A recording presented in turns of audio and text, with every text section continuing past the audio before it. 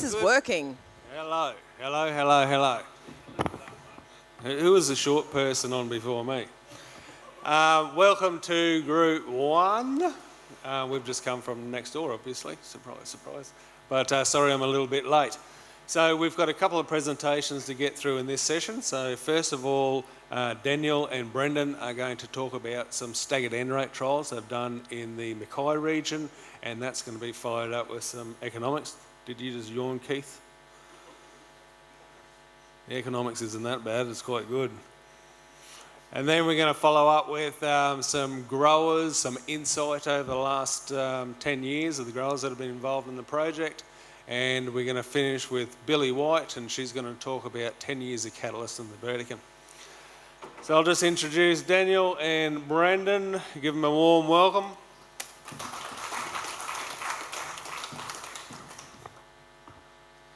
Thanks very much, Jason.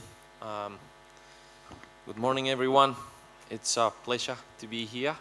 As I said to the other group, when I started my job in 2017 as a succession plan for Hughesy, or John Hughes, who was the senior agronomist at DAF in Mackay, I always wanted to be here doing something useful for you guys, at least sharing some interesting information to help you out.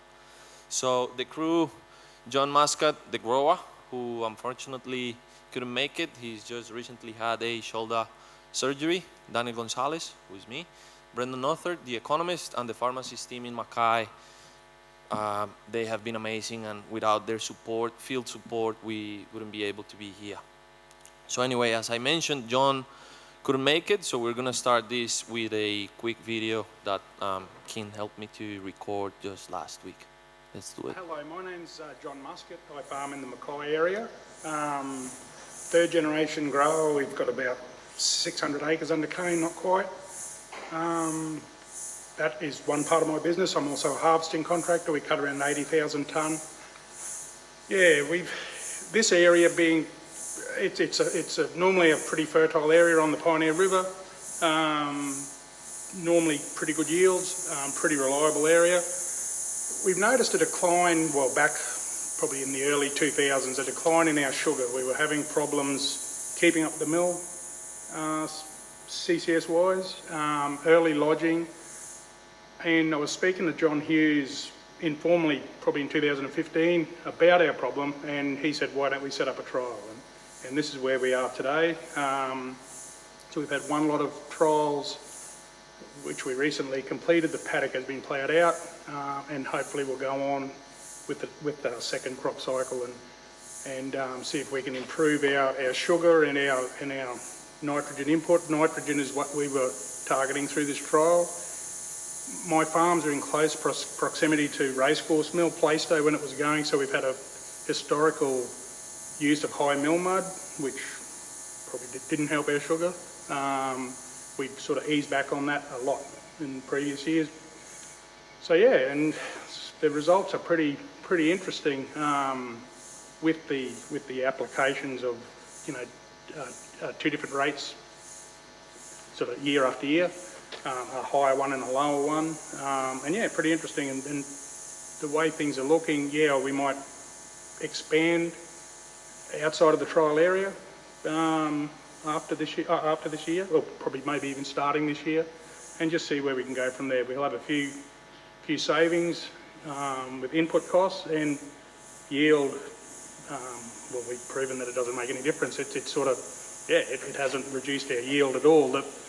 The trial that we did, the variety that we chose is not a great variety. 242 has been a pretty shocking variety in our area, but you've got to compare apples with apples, and that's what we did. And I'm quite surprised how these results have come out.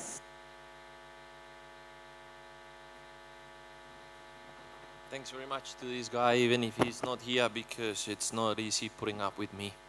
I can tell you that. So when we start looking at some of the stuff that John mentioned, and just to complement a little bit on the background, the potential for this trial to be expanded, or for this strategy to be expanded along the Pioneer River, where these soil types are very well represented, is enormous. So hopefully, if we can expand that alternating rate onto his farm and then start expanding around neighboring farms, it will give us what we're looking for, which is not only helping one of them, but most of them around those areas with those specific soil types. If we look at the trial design, it is up there, completely randomized and replicated. We have in red the zero-end treatments, which were only 30 meters long by 5 rows. Those are the treatments down there, the different rates we used. The treatment 3 was the alternating one, so we started in plant cane with 150. First ratoon with 110, second ratoon back to 150, and we kept doing that. Some information about the design, the block size, the Marianne soil type brand chromosol, which had a 13% clay, 46% fine sand, 23% coarse sand, and 18% silt. This is very key because, as I mentioned before, if we wanna, how would you say that,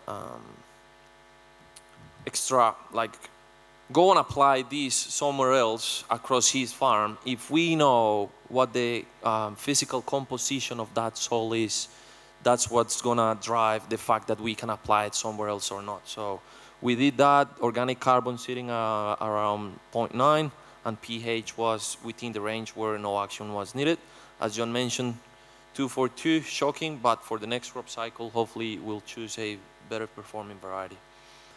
In terms of the methods, we did stall counts in season and at harvest lodging assessments, in season and at harvest suckering assessments, drone imagery, biomass sampling, the juicing trailer from Farmacist to actually be able to correlate the CCS from the zero-end treatments and the other treatments and compare to what we get from the mill, the strip harvest with the weight track from Farmacist again, and the conventional harvest just sending all the cane that we got from the other plots straight to the mill.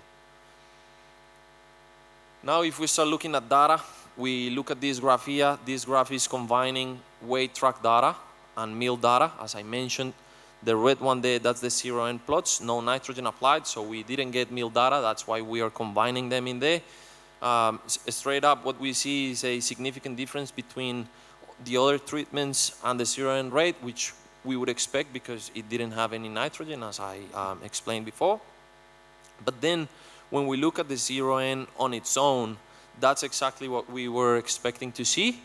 In 2018 and 2019 though, we were expecting yield to start dropping until it sort of stabilizes and gives us an idea of the mineralization capacity of that soil. But then it went up in 2020 mainly due to a wetter season and a very late harvest. So the whole thing about the mineralization capacity went sideways, and you know, at least now John has agreed to keep the trial going for another crop cycle, so we'll keep an eye on that. Now if we only look at mill data, we see that, as I mentioned, the other treatments behaved similarly to the zero-end rate. In 2020 there was a big increase in yield, which was actually significant compared to the other 2 years. But there was very little or not significant difference between treatments in all years. The interesting thing is that even if those differences were not statistically significant, there was a little trend that we saw from the alternating rate actually ranking at the highest. And I know within economics it's important to talk about the statistical significance, but we also have to keep an eye out for things, you know. And we saw that trend going on with the alternating rate, proving it was ranking up at the highest in terms of yield. Now if we look at CCS, we see there was a significant difference between 2018 and 19 compared to 2020. In 2020 we didn't have individual treatment data. We had some issues with the mill and we couldn't have any, you know, individual data from the treatments, so we had to use the average CCS value for that year. But we see that big drop in CCS in 2020, mainly due to the very late harvest and the fact that we experienced early lodging, as John mentioned before. Just, you know, having millable sockets come up, driving down our CCS, giving us a boost in yield, but driving down our CCS. there was no clear trend in CCS. None of the treatments, we weren't able to see any trends like what we saw in terms of sugar with the alternating rate. Now, if we look at sugar, there was no significant differences between treatments in all years. There was a little trend in 2019 and 2020 with the alternating rate ranking the highest, but in 2019 was the higher nitrogen rate. As key points to highlight, I guess we've seen that there were significant end reserves in the soil for us to be able to produce those amounts of cane in all the years, respectively. The alternating 6 CC steps with a lower rate seems feasible, ranking the highest for sugar and yield. As I mentioned before, early lodging was one of the issues, and it was mainly evident on the higher nitrogen rate treatments, averaging, for example, in 2020, 3 millable suckers per square meter, and these millable suckers were taller than me, pretty much. So that's what I mentioned, that they give us a boost in yield, but then when cane gets crushed and all that stuff, drops our CCS. And also the very late harvest and all the follow-on effects from the early lodging. We get stalks on the ground, so rats go and chew on them. We get desiccated stalks, and then we have issues like red rot as well. The study for another crop cycle, as John mentioned, it's going to happen. He's agreed to it, and that's going to allow us to test on 2 main hypotheses. The first one being if the historical higher end rates applied to these soil types are contributing to the fact that we are not seeing any significant decreases in yields by dropping nitrogen rates significantly, like the 110 units. And also it's going to allow us to test how much we can keep fine-tuning nitrogen rates without getting there and start mining the organic pool. Now my colleague Brendon, I was going to say my buddy, but I got to be professional. So my colleague Brendon is going to introduce you guys to some of the economics. Thanks very much. Thanks, Daniel. Very good morning to everyone here. Just before I get into the economics, I'd just like to say a big thank you to John Musket for the economic data that he provided us, and also to David Reed from the Department of Agriculture and Fisheries down in Rockhampton office. He did the statistical analysis and also helped with interpretation of the results. So thank you, David. As expected, we saw an increase in variable costs. So this slide here is really just the average annual variable cost for all those years put together on each of the treatments, starting from the 110 going up to the 180N put down per hectare. And as can be expected, we see an increase in variable costs. So of course that comes down to the additional fertilizer that was put down.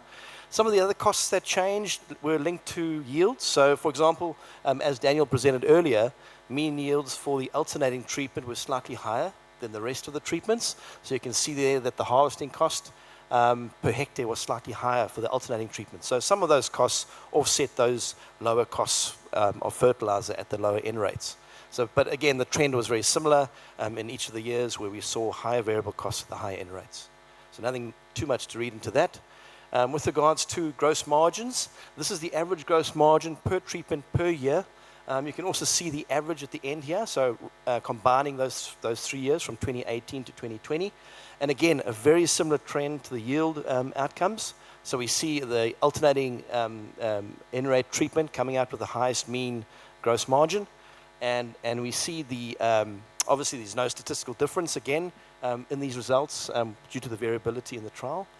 But I think the important point here is that that high N rate, the 180N, didn't come out anywhere near the top. In fact, it came out with the lowest means. So we can't say that they were lower due to the treatment effect. But what we can say is that we didn't see any benefit coming through in applying that high N rate. So that was quite interesting. Just to summarize the economics, so again, not a lot to say about it, but if we look at so in yellow we see gross margins again, that's average gross margin per year for each of the treatments. And again, if we separate out the 110, 150 alternating treatment and just compare that to that 180N treatment, we see just under $150 per hectare increase in gross margin at the lower rate. Again, not a statistically significant result, but what we think is quite important is to note that over $100 a hectare contributed to that gross margin. So A question for growers out there, is there potential for saving on fertilizer costs? For this first crop cycle, in this particular case, possibly. But again, we'll have to see that over the longer term and get some longer term results from it. Just moving away from the treatment differences, one of the interesting things that came out of this trial was that late season harvest in 2020. And what was really interesting, if you combine all those N-rate treatments, so this excludes the zero-N treatment that Daniel spoke about earlier on. But if you combine all the treatments together and you take an average per year and look at the differences per year, you can see there that there was a statistical significant increase in yield for that final year in 2020, going from 80 tonne a hectare up to 100 tonne a hectare. But obviously working against that was that massive drop in CCS. So the question we posed was the grower better off in that last year or not? And what was quite interesting talking to Mac, saying, oh, the crop's looking really good. But again, there were issues with suckering, etc., early lodging. But what was the resultant economics from that last year? Was it better or worse? Any guesses? This is what happened. We saw gross margins come down by almost over 40% in that final year. So it dropped from $1,800, $1,700 per hectare gross margin right down to $890 per hectare. So there was a significant loss to the grower through that late season harvest. So we just thought that was an interesting result that came out of that trial. Again, sugar is king. Yield can sometimes cover up some of the issues that growers may find at the end of the season, particularly when there's a lot of rain coming down and we see some of the issues coming through for late season harvesting. So just in summary, just 3 takeaway points. Again, we didn't see any benefit coming through at those high N rates, which is a good result within the first crop cycle. Are there opportunities to save on fertilizer beyond even 6 easy steps? Question out there, because that alternating rate was below the 6 easy steps rate at the time. So it was alternating between 6 easy steps and slightly below. We don't know. There might be a little bit more fine tuning required. We'll see. But at the end of the day, I think the interesting thing is that we're going to be running this for another crop cycle. So this is really good. Thanks to Mac. And hopefully we'll see some of those effects from soil mineralization and other things coming through in the economics and the results from the trial. So we'll follow that closely. Anyway, thanks very much.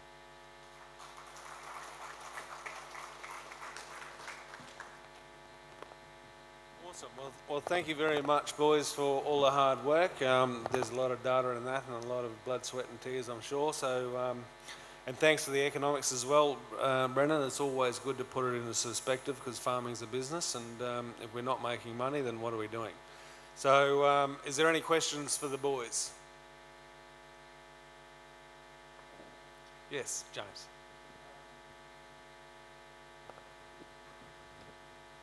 Brendon, just on the economics, so did you apply the same sugar price across 3 years? Because obviously it's... Yes.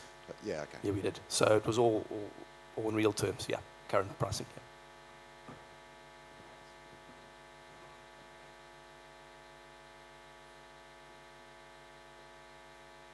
Any other questions? No. Thank you very much, guys. Thank you.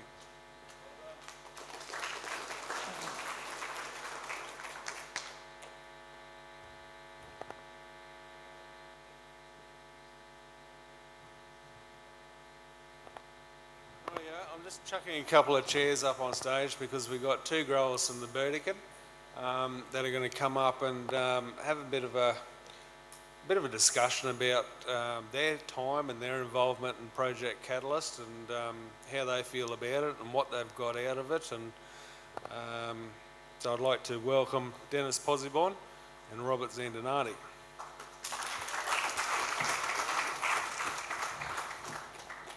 So I suppose, first of all, Dennis and Rob, can you give the audience a bit of a brief background into how long you've been farming, where you're farming, how did you come to farming, and what you've got out of it so far?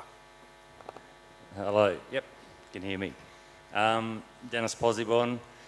Yeah, look, I think most people know me by now. I've been in the Project Catalyst for about 10 years. Of course, I was approached by Peter McDonald way back from a Farmacist, back in 11 years ago probably. I said, oh no, here we go, another something else that we've got to go in, and they're going to make us change and do all this and do all that, but it didn't turn out to be that way. It was more of a, well, Project Catalyst to me is friendship. Met a lot of good friends over the years, a lot of good industry people. So yeah, it's just sort of expanded from there, and then but anyway, what else do you want to know?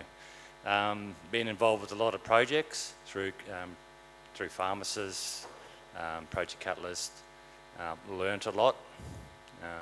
Hopefully I've passed on a bit of my knowledge as well. And I see Project Catalyst as a group of growers that learn from each other. Good things, bad things. We all make mistakes, and hopefully we learn from the mistakes. And yeah, that's probably about me in 10 years of Catalyst, just meeting great people, a lot of friends. You know, see a lot of people here and here that we all first started meeting way back. Had a few headaches over the years, a few drinks, but it's just like I said, it's just the knowledge that we sort of have got at a Project Catalyst and from all the different trials, and yeah, it's just farmers being farmers.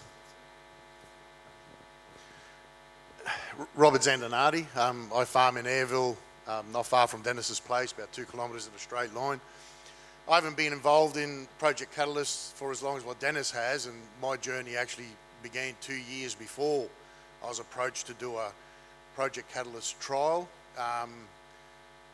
to do with skip row irrigation, because I actually had my main bore pump go dry in 15 and 16 through the dry years, and I had no choice but to irrigate my farm every second row, but never had the data, the confidence to say, you know, am I losing yield, am I losing sugar and all that sort of stuff. So when I was approached to do this trial, I jumped at it just to satisfy my own personal knowledge base. Thankful that I did. There were some very interesting results come out of that trial, and from that trial I actually implemented that practice into our 16 hectare block last year, which actually gave me a good result. I haven't done it yet in the same block this year because it was cut late, and yeah, then we got rain, and you haven't irrigated that block since the rain started.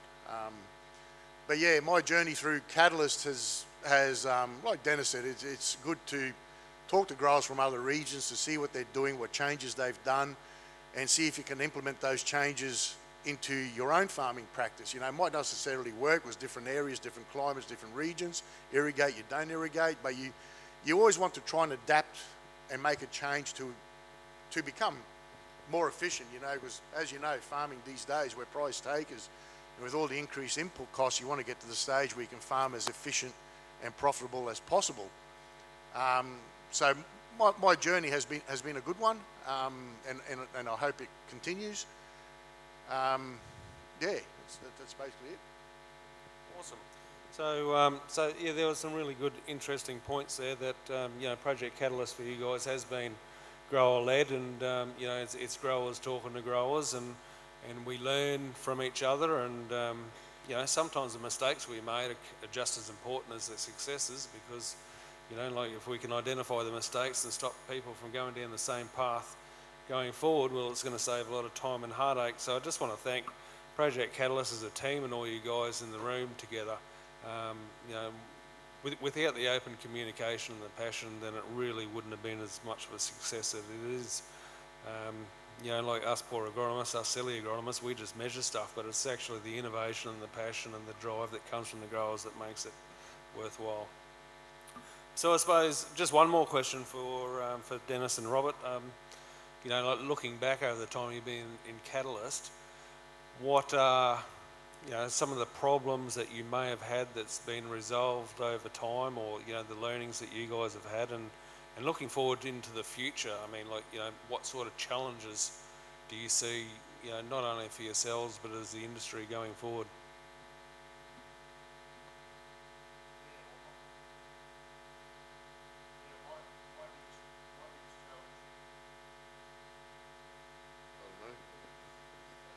Probably loud enough.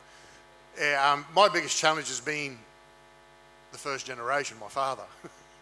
As father and sons, as a lot of you probably know, we do a lot of headbutting in the paddock, and you know, I want to make changes. He doesn't want things to change, and I always say to him, so why'd you get rid of the donkey and the plough? You know, if you think that worked good, you'd still be using it today. And through changes, well, I just said to him, if you don't like it, stay home. I'm just making this change. And it's good to see the changes I've made, little things over time has actually worked. So I'd like to think I'm moving forward, and you know, Dad has never commented or complimented me on the changes, but whenever somebody turns up, a neighbour or whatever, he says, oh, come with me and I'll show you what we're doing now. But it wasn't him who implemented it, but he brags about it, you know, so I know he's proud of what I've done, but he just doesn't show that gratitude. So that's been my biggest hurdle, and my poor wife is next door. She can hear from inside the house some of the barneys we have in the shed.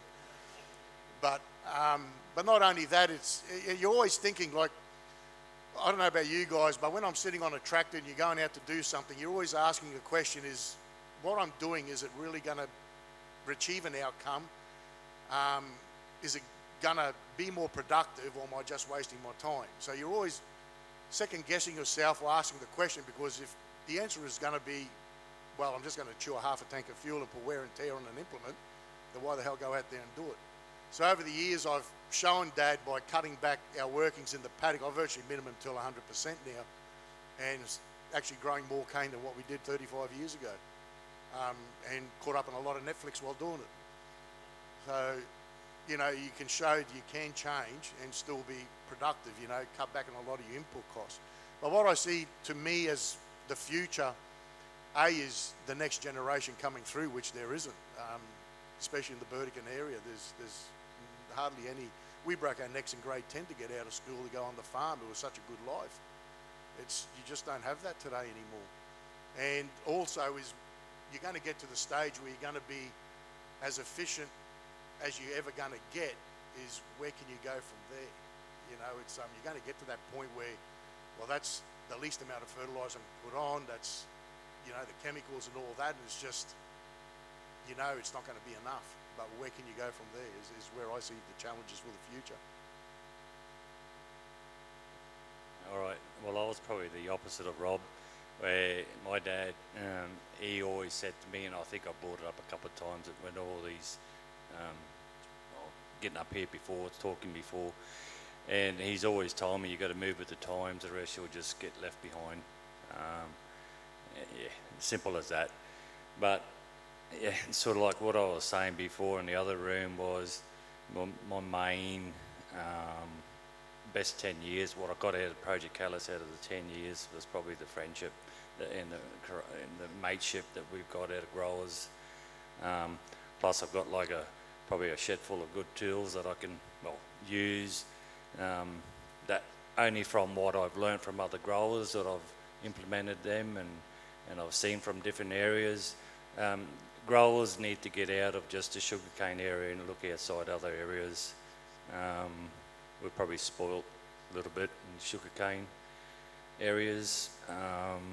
But yeah, so that is one of the main things.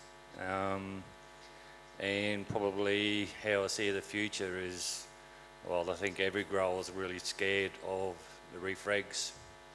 I think Project Catalyst has put a lot of growers in a good spot at the moment.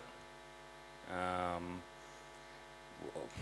know there's a lot of growers here that aren't too worried about the reef regs. They're there, but we're in a good position. I think a lot of growers need to open their eyes a little bit more.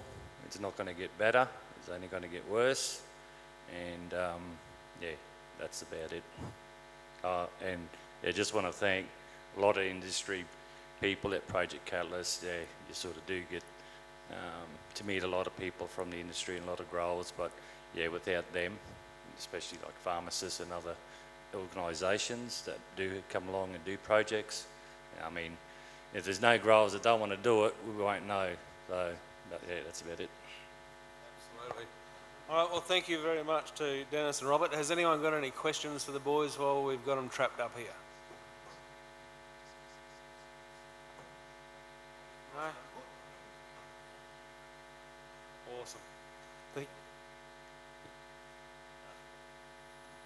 No, Jason. No. Yes, And there there's a free tab on Jason's account tonight at the bar. On that note,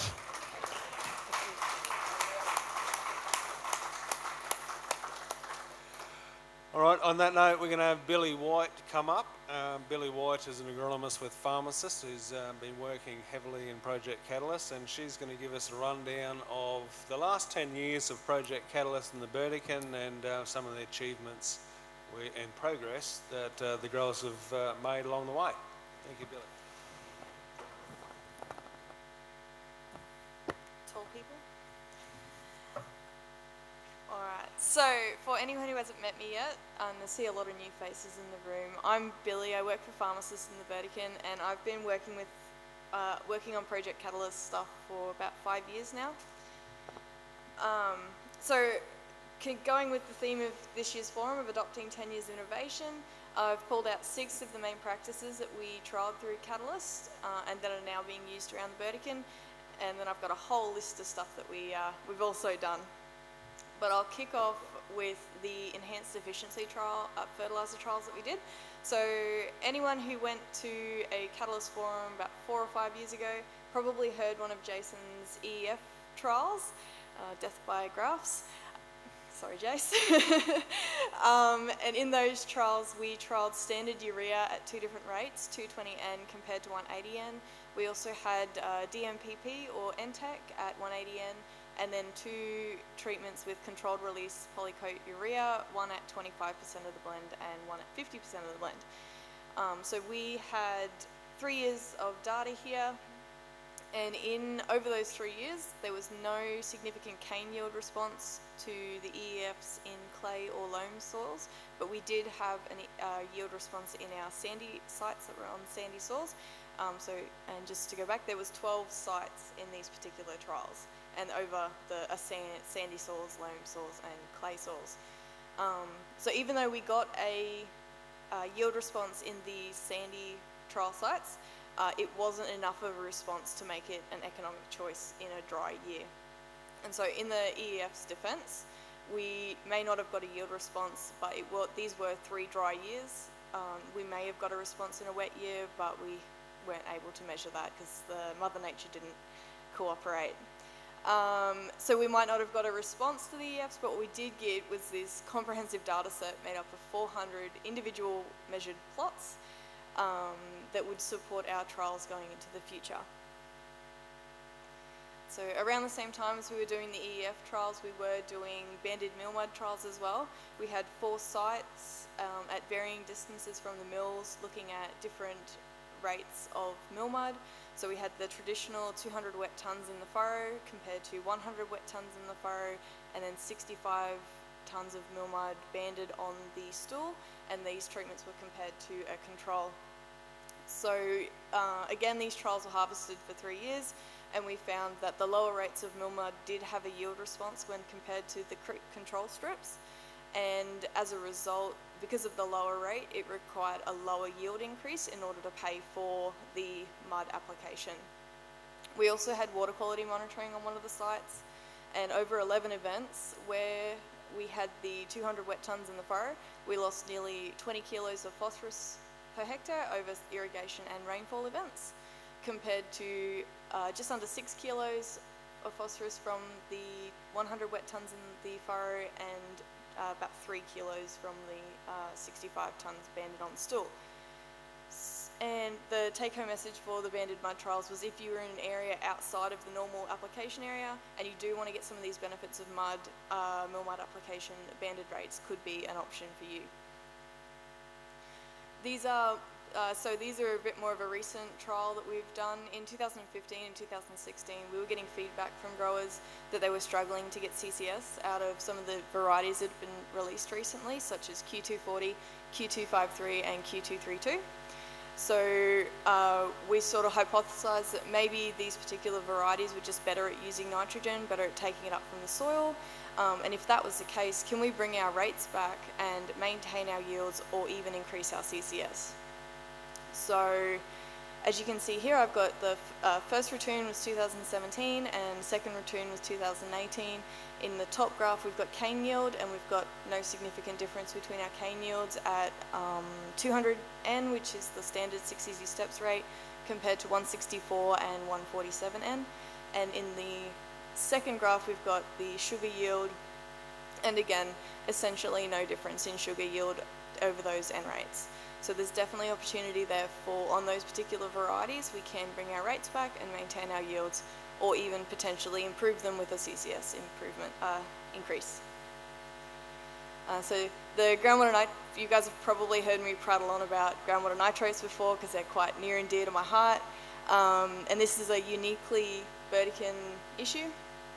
Because we're a fully irrigated system, there's some areas around the Burdekin that have high levels of nitrate in the underground. And so at this particular site, this is Brian Langdon's data from the video, he averages at about 8 milligrams of N per litre throughout the season. And to put some context around that, 8 milligrams per litre of nitrate N equates to about 8 kilos of nitrogen per hectare applied in 1 megalitre of irrigation. So if you're putting on 10 megalitres of irrigation over a season, that's 80 kilos of N.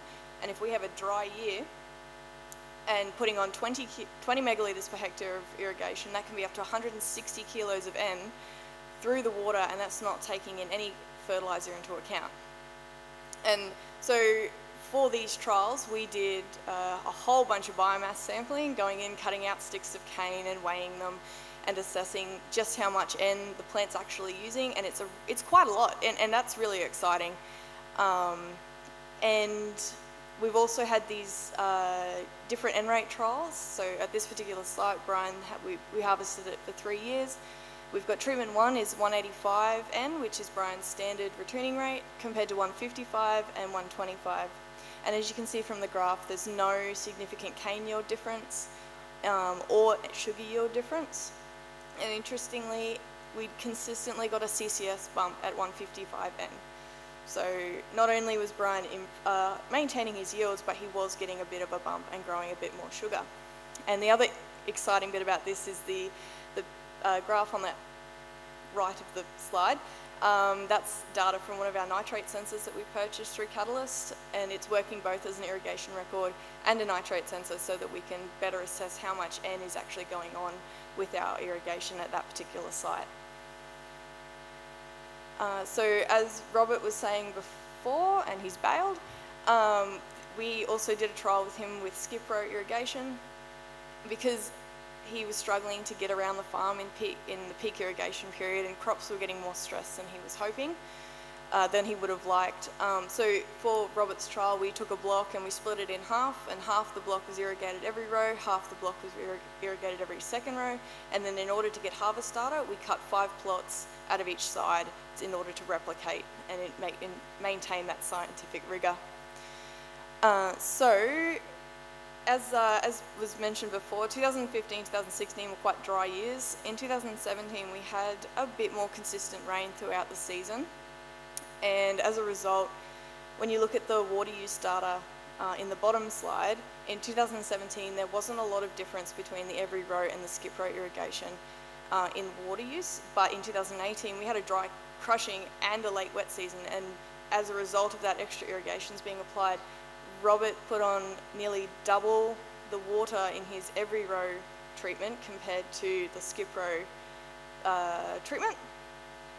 And so less water applied, less electricity used, less labour, and then to top off, like a cherry on top of that win, the top graph there is the sugar yield graph. So in 2017, there wasn't a lot of difference in the sugar yield between the two plots, but in 2018 and 19, where we did have drier years, there was nearly a unit difference between the every row and the skip row treatments with CCS, which resulted in that nice little extra tonne of sugar per hectare in the skip row.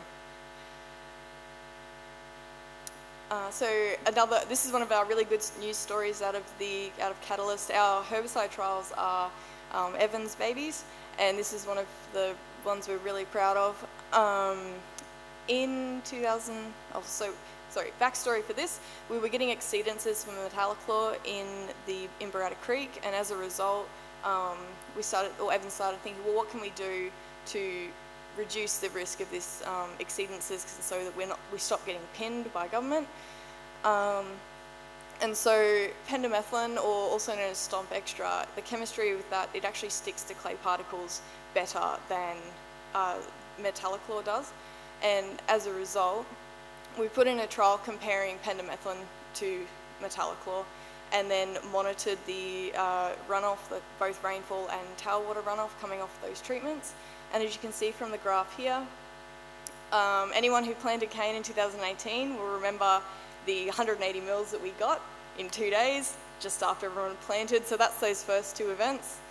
And then the next two events were irrigations. And then following that fourth tailwater capture event, we had no measurable amounts of pendimethalin coming off the paddock, but we did still have measurable amounts of metallochlor coming off. And the really exciting part of this is this data, we took it, presented at shed meetings, and growers, there's been this district shift to pendimethalin away from metallochlor, even though pendimethalin is a more expensive chemical and it is a pain to deal with because it's bright orange and stains things. But, and just the photos down there, like they were commercial sized plots using KP samplers to collect our tailwater. So just to summarize the last 6 slides. So we may not have got a yield response to our enhanced efficiency fertilizers, but we did get this amazing comprehensive data set that we can use to support our trials going forwards. Banded mud, for anyone that wants to get the benefits of mill mud, is an option if you are further away from the mill. Some of these, well, they're probably not newer varieties anymore, but varieties like Q240, they do seem to be more efficient at using nitrogen, and we can reduce our input costs on those and maintain our yields. And similarly, our irrigation, if you're in a groundwater nitro area, you can use your irrigation nitrates as part of a fertilizer budget. How much you do that by is entirely dependent on your risk profile as a grower. You don't have to bring your rates back, but if you do, and the opportunity is there to save on some inputs. And again, so skip row irrigation is an option if you're in an area with limited water, providing that your soil soaks. If it doesn't soak, it may not be an option for you. And as I've just mentioned, the district-wide shift to pendimethalin, despite being a more expensive chemical, is just a really good news story to come out of Catalyst. So we didn't just trial these 6 things through Catalyst, we also did a whole range of other stuff that I'm going to go through quite quickly. So we did EM mapping, we've done some EM mapping and prescription gypsum work with growers, and reducing inputs on our older or late cut returns, because if you can grow the same crop for less fertilizer, let's put that $100 a hectare back in your pocket. We did a bit of work with irrigation, so calibrating GDOTs for irrigation scheduling, and that led into wireless moisture sensor development. We've got growers keeping irrigation records with a smartphone app that's literally start-stop. And then we've been using, we use drone imagery to create a prescription gypsum map by mapping soakage patterns across blocks. So where the cane was standing compared to where the cane was lodged. And where it was standing, we put a bit more gypsum on in an effort to improve the soakage in those paddocks. Yeah, so there's actually not a great deal of information for growers who grow mung beans and then plant sugarcane, and how much nitrogen is available from the mung beans. So we put a couple of trials in looking at how much we can bring our rates back and utilise that fixated nitrogen, which has been really useful for quite a few growers. We've supported growers through with 18-month fallows and mixed species fallow options, and then a couple more of the herbicide trials. We're looking at our irrigation timing to ensure the efficacy of chemicals like metribuzin, and when is the best time to apply Mazapic and isoxaflutol, especially on blocks that may or may not soak properly. And so just before I jump into questions, looking at that list of stuff and the slides I've just done, I just want to say thank you to start with the funding bodies, the Coca-Cola Foundation, Catchment Solutions, NQ Dry Tropics and their Sugar Innovation Program, GBRF, without that support, we wouldn't be able to have built this comprehensive data set that we use and scientifically rigorous data that we use to support growers in making changes to their practices. But the biggest thank you goes to the growers. You guys take a risk and you're willing to share that information, not only to the Catalyst group, but that information then goes on to benefit the rest of the industry. And that's just incredibly admirable. And on that note, does anyone have any questions? Hello, Mr. Linton.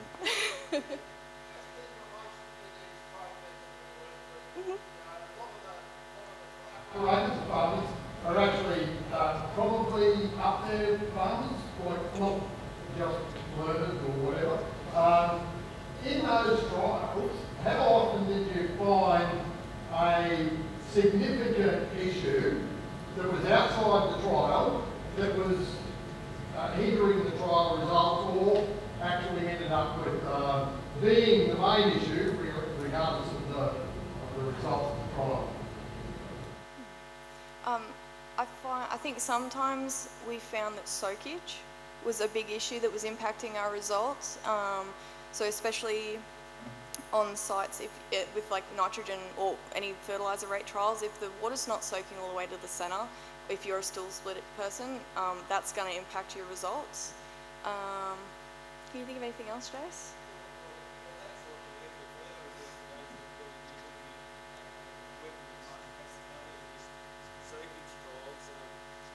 The other stuff we find was, like compaction. Compaction's a big issue that, it's really hard to see.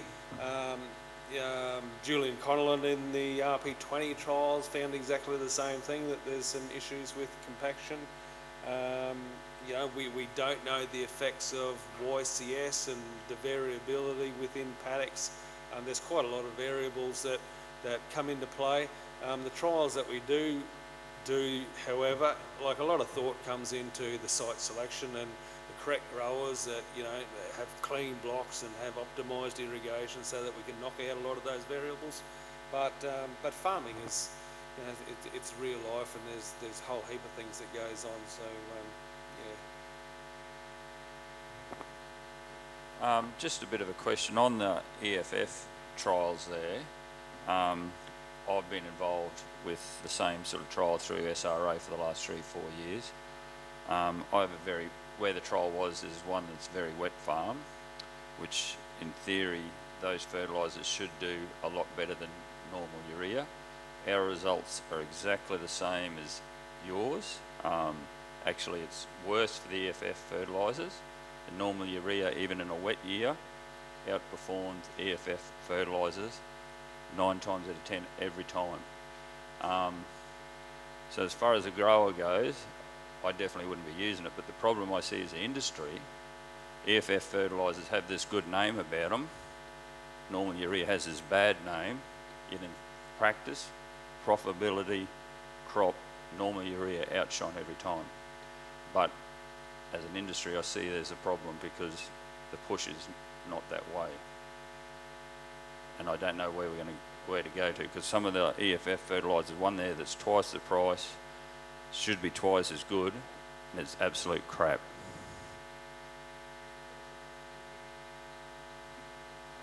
Good point, Chris. I mean, these are all the stuff that, the opportunities in Project Catalyst to have a look at. Not only Project Catalyst, with the SRA and the cane grower trials and that sort of thing. I mean, as long as we keep looking at these things and don't believe everything that people sell to you, and test them out in the paddock and have a look at the economic returns, that's the best we can do, eh? Any other questions?